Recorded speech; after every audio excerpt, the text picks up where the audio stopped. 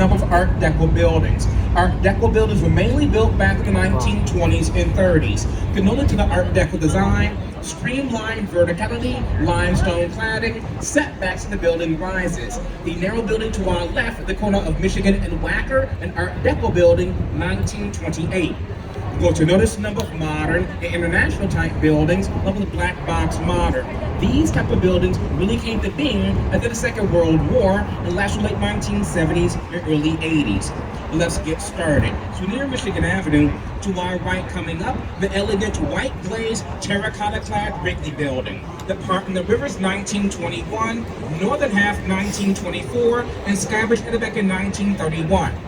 Spanish revivalist design, some French Renaissance elements. It's clad with 6 different shades of white glazed terracotta, fireproof baked clay. This is the building that Chewing Gum built, designed by Graham Anderson, Probst and White. Right of the architecture firm of Perkins and Will and Jan called that building home. Double-decker Michigan Avenue Bridge of 1920. The tall reflective glass building right here in front has a spire on top. It's Chicago's second tallest building. The height does include the very top and tip of the spire. Trump International Hotel and Tower, designed by Adrian Smith, formerly of Skidmore, Owens & Merrill. A pretty good example of the contextual style. The buildings visit the site and surrounding. The building itself ascends in height. Yet setbacks at different levels. They relate to the roof lines and surrounding structures. First setback to the roof line of Wrigley. Second setback to a building across the river, and third setback to the building next door. Daytime hours, the glass is bright and reflective. When dark, it is clear and transparent. You can see directly in that space. You will then notice the floors 4 through 12, the parking garage for the building. During evening hours, see these columns rising up behind the glass. 16 and 30, the hotel space, and then to the top are condominiums. It was built between 2005 and 2009. To our left, coming up with that dome on top, initially called the Jewelers Building, but completed back in 1926, the house of large jewelry firms. Those timpianos on the corners designed to hide the water tanks to control the original sprinkler system. That dome on top, late 30s, early 40s, was a restaurant and bar called the Stratosphere. It's also rumored that when the building first opened, there's a speakeasy in that dome on top, often visited by Al Capone. The Al Capone part is a rumor, but it's a rumor that I spread.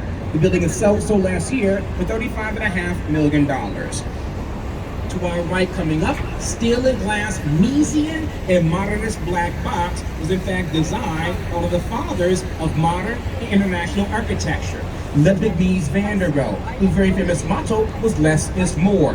Mies came to Chicago from Germany back in the late 30s, became head of architecture at IIT. He designed the Seagram Building in New York City, TD Center in Toronto, Lafayette Park in Detroit, and the Barcelona Chairs. The building to our right, his final project, completed in 1972. He passed away in 1969. The bottom third is now a hotel. As we near State Street, to our right coming up, commonly referred to in the twin corncob towers. In reality, we're gonna have Marina City. Built between 1960 and 64, designed by architect Bertrand Goldberg, who in fact went to Germany to study the Mies van der Rohe at a school called the Bauhaus. So around here we're gonna have teacher and student side by side. About 18 floors of both buildings are parking, a proportion are condominiums. 16 petals per floor. The former office building in the background is now a hotel. The former theater, now the House of Blues. Small shops and restaurants on site, marina at the base. Virtually a city within a city, an introvert's paradise. A movie came out back in 1980 called The Hunter, starring Steve McQueen. There's a car chase of the parking lot of this West building. There's a car shot in the river. Say stunt for that movie. That stunt was reenacted like 15 to 18 years ago for an Allstate commercial. The parking is valet. The only thing I do want you all to do is use your eyes. Even if you tune me out, use your eyes. See what you like, see what you don't like. See how things flow, see how they don't work. See what I see. I tend to like gaps and spaces. Notice the space to our right coming up, being framed and hemmed in, but the attention to these 3 buildings. First, dark tinted bay windows, Western Chicago, River North, 87. In the background, the flat reflective glass and horizontal banding from 2009. And to our right, coming up, vertical aluminum mullions on 321 North Clark Street, 1988, Skidmore, Owings & Merrill. 6.5 years ago, they built out 35,000 square feet of restaurant space on 4 levels. As we clear Clark, to our right coming up, this beautiful red brick and terracotta clad structure that runs horizontally along the river in the Prairie School design. The Reed Murdoch Warehouse Building, 1914, architect George C. Nimitz. Then the clock tower, top center, designed behind the water tank. It was back in 1914 that everyone had a watch that had clock towers scattered throughout. When built, perfectly symmetrical. But now notice the left-hand side of the western half is 1 bay shorter than the right. And that is because they built this bridge in front across the river in 1928 and widened the roadway. They demolished the westernmost bay and reclad what was left to look like it originally did. Rising up 785 feet, the modern, glassy, and reflective 300 North LaSalle by Picard Chilton Architects out of New Haven, Connecticut. Clad with an abundance of aluminum. A very nice 2-level riverfront. Steakhouse is yummy. Before this building got built, on the site to our right was a parking garage in the mid-1950s. Around here are the contrast between 2009 modern, the old building next door. A pretty good example of the Chicago school style of architecture, the tripartite design. Think of a Greek column that have a base, shaft, capital on top. The base of the building visually anchors the structure to the ground. The shaft draws your eye up. The cornice on the top to help finish things off. A tea and coffee warehouse, 1912. Glass penthouse, 1984. You're going to notice base, shaft, capital on many buildings, old and new, including this unbelievably huge and this ginormous building to our right coming up called the Merchandise Mart by Graham Anderson, Probst and White, Art Deco style. Limestone cladding, streamlined verticality, and setbacks the building rises. But completed 1930 at that time, this was the world's largest commercial building, having more than 4 million square feet of space within its walls. So massive that like 17, 18 years ago, the building had its own zip code, 60654, now being shared throughout the area. Until 1911, a very nice train station stood on that site. Looking at these 8 bronze busts, they represent some of the Prince merchants of the United States, including Philemon, Woolworth, Wanamaker, Marshall Field, and a few more.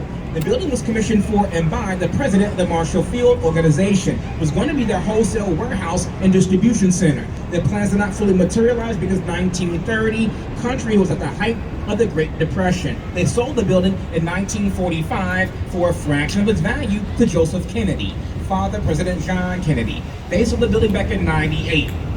We're now at Wolf Point where the 3 branches come together. So areas transition dramatically for the past decade. So 2020, 2023, 2016, 2016, 2017, right according to our left, 2020. So 6 new buildings around here for the past decade. And again, the most recent addition, the one to our right coming up, the roughly 60-story Salesforce Tower, finished in 2023. Have time while you're here, visit the space here to our right, nicely landscaped, great for photos, and open to the public. Chicago has 4 double-decker drawbridges. Of the 4, Lake Street to our left, the oldest, 1916. As we transition from Main Branch to South right in front, on this plaza, a pretty cool sculpture that is called Constellation by Santiago Calatrava. Have time while you're here, also visit that space. You're elevated for great views down the river. Nice shot down Wapper Drive. Dark rear building here to our left, lantern on top, just sits on a very historic site. Back in 1860, a temporary building stood on that site called the Wigwam, like the very first ever Republican National Convention where Abraham Lincoln was nominated. Now, coming up here to our right, the building draws everyone's attention.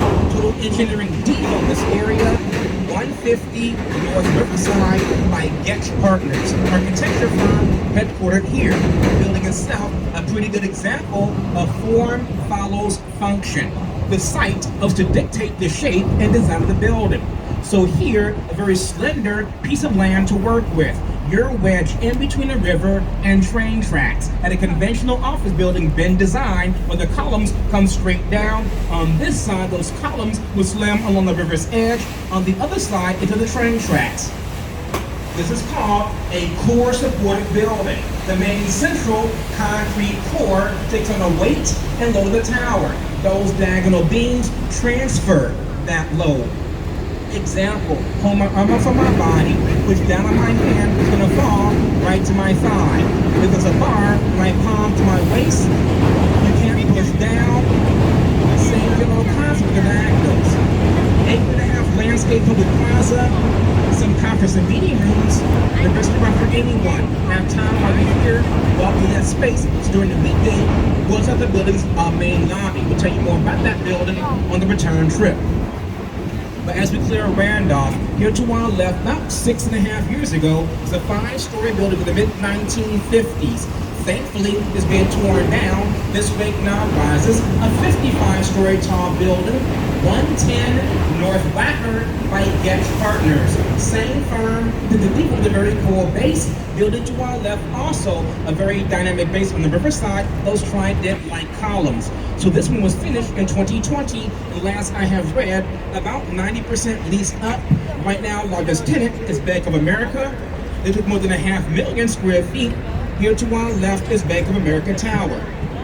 And here, if I can find it, is a picture of the building that stood on the site to our left that I took before it got torn down. I don't miss it, and neither do you, because it was ugly.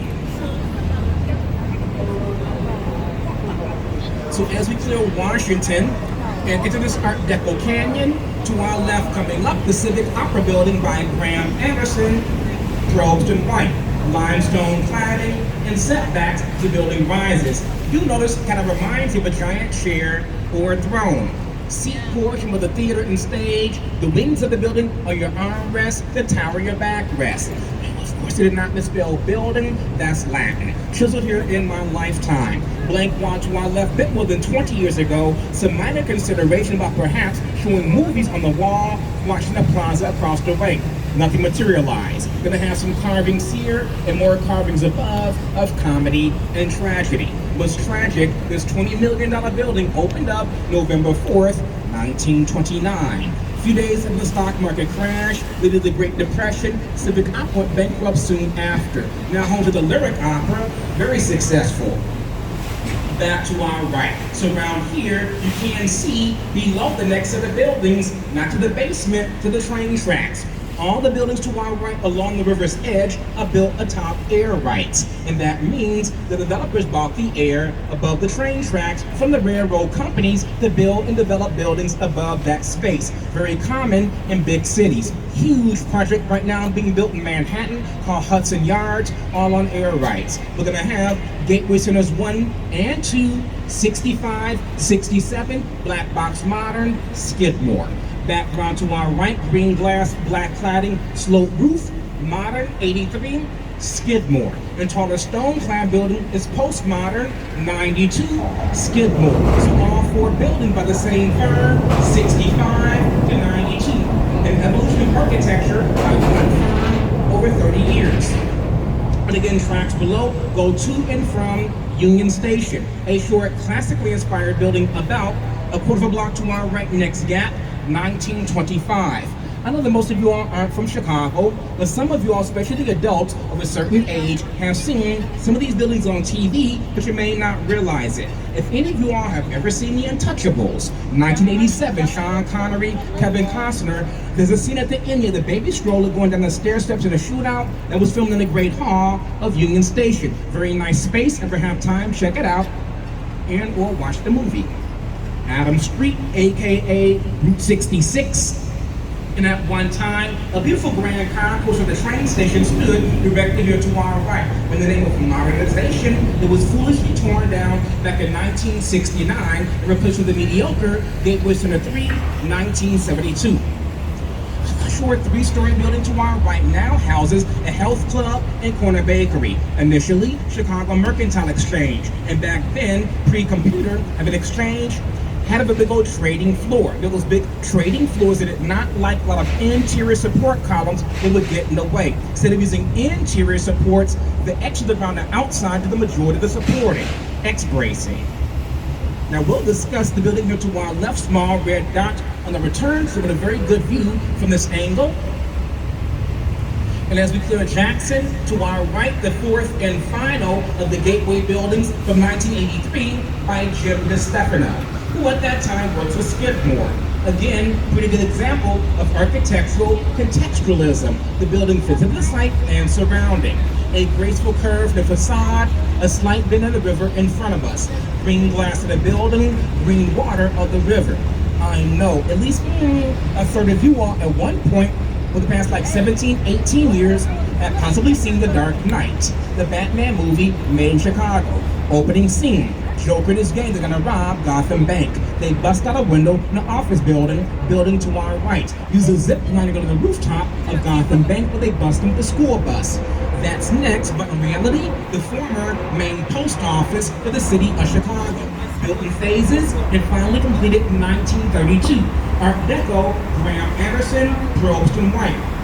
It was the world's busiest and biggest post office. Chicago needed the biggest, who were the mail order and catalog capital of the world. Stores like Sears, Marshall Field, Montgomery Ward. We're talking roughly 2.7 million square feet of space. About 62 acres all under one roof, the perfect spot on top of train tracks. Building itself decommissioned back in '96 and sat empty for more than 2 decades. It was purchased back in 2016, underwent a roughly $800 million rehab, and last I have read, between like 90 and 95% leased up, is now office space. The building's also now LEED certified, green technology. Now we'll pick up in 1 second. Right now though, cars, usually.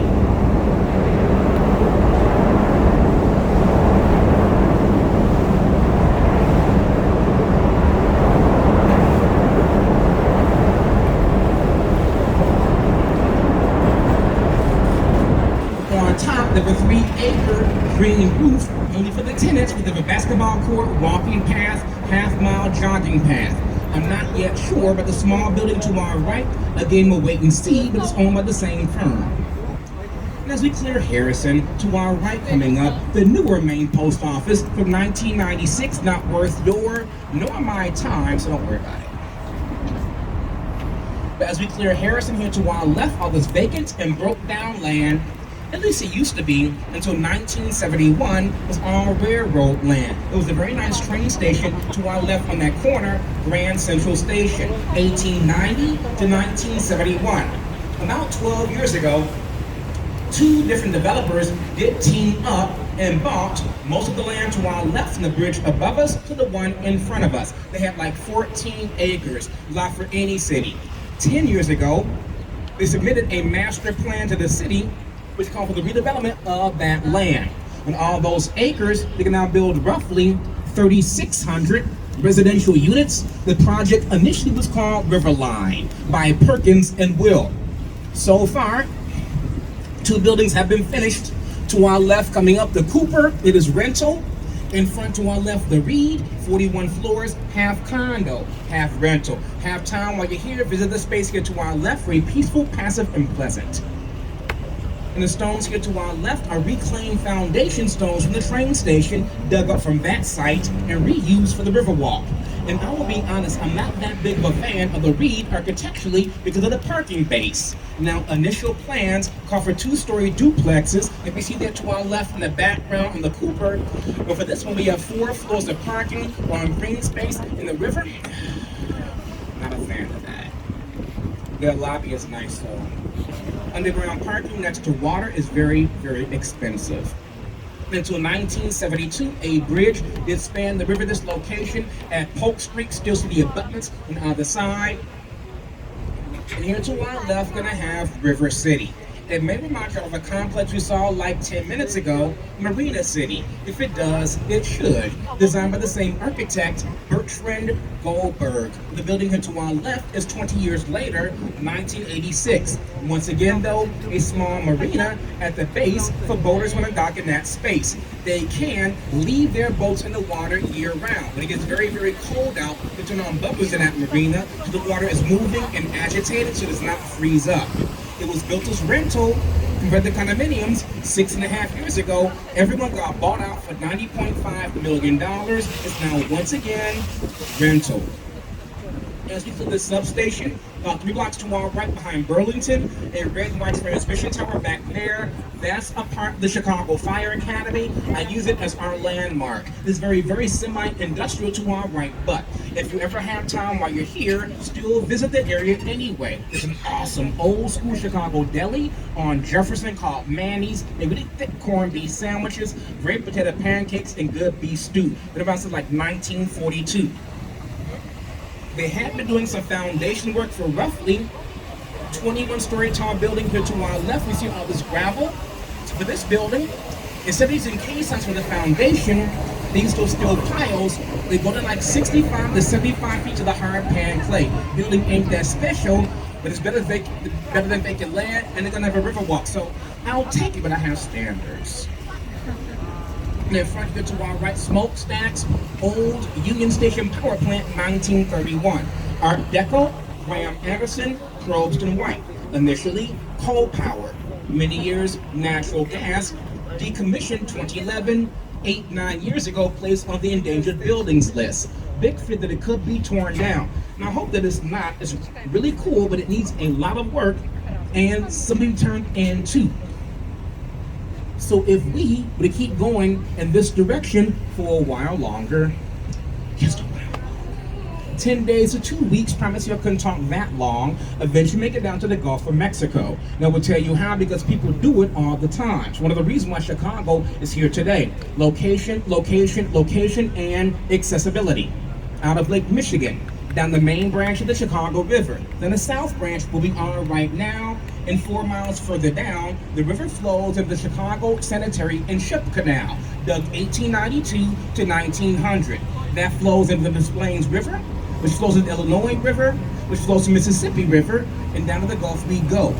Pre-sanitary and ship with the IM, Illinois and Michigan Canal, dug 1836 to 48. For the any canals at all, the Native Americans who lived on all this land would have the portage. Pick up, carry, drag their canoes about 5 miles over some muddy, mucky land called Mud Lake. The first Europeans, Joliet and Marquette, came to the area 1673. Again, all the vacant land here to our left until the early 1970s are railroad land. You're talking roughly 62 acres. So this is 62 outside, and the post office is 62 inside. Back in 2019, a major planned development was approved for the site here to our left. On all this here land, you can now build roughly 13 million square feet of buildable space, up to 10,000 residential units, and buildings rising up to 950. That's too short, and we shall see. About a month and a half ago was announced at Chicago Fire. Our soccer team wants to build a brand new stadium. They're looking at the site here to our left. There was a meeting about 3 weeks ago. Of course, I went to it, and these are those renderings. So capacity about 22,000. It's going to cost about, I think they said, 650 million. It's going to be financed by the owner, and they want to have it done and ready by opening day, opening season, I think, 2028. So stay tuned. The meeting was pretty positive, so there's always somebody who's going to complain, but whatever. And you all can still see, as we head a little bit further south, some of the railroad ties here to our left along the river's edge, showing the site's history. But as we do head southbound, you all can see how very straight this part of the south branch is. This is not a natural straightness. The river in this area initially did arc and curve through the lands here to our left, came out just beyond the railroad bridges. That arc and curve in the river at that time was deemed hazardous to navigation. As part of Daniel Burnham's 1909 plan of Chicago, they called for the straightening of the river in this location. From Polk Street, like 4 blocks behind us, to 16th Street, 2 blocks in front of us. 1928 to 30, that's what they did. That's a brand new river channel and filled in the old one. Like I said, you can still see the river times here to our left on the site's edge.